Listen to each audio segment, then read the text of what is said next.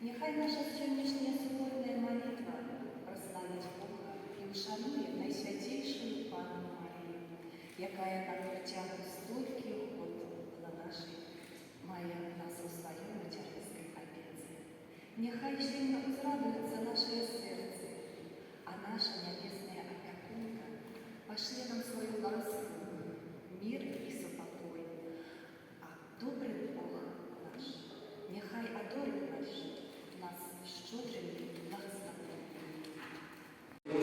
Я тобі Євхаристію складаю за учбанахи, за супольне живого костюму, за вас, сьогодні присутні в цьому костюлі. Нехай заступництва Божої Матері з'єднує нам далі.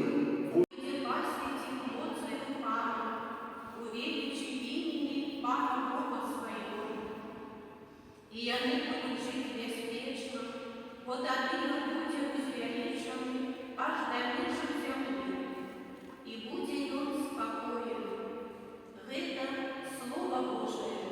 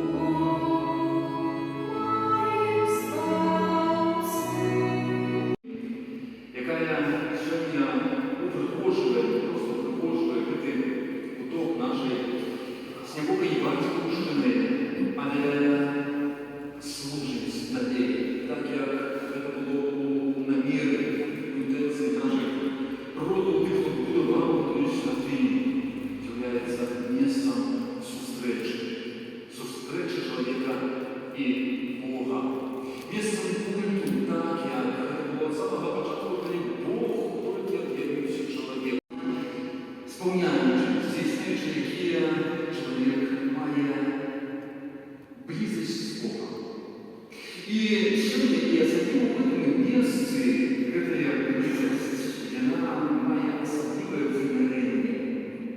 Бо цей костюм був від початку призначений для ушанування і мав ім'я Найсвятішої Панни Марії.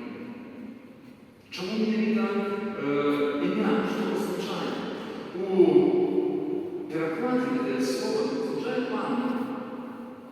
Та, яка Бога, то сьогодні саме чуємо послання апостола Павла до Ефесців, що Його вибрав нас, кожного чоловіка, тим більше, найсвятейшую Деву, перед тождествованием свету, как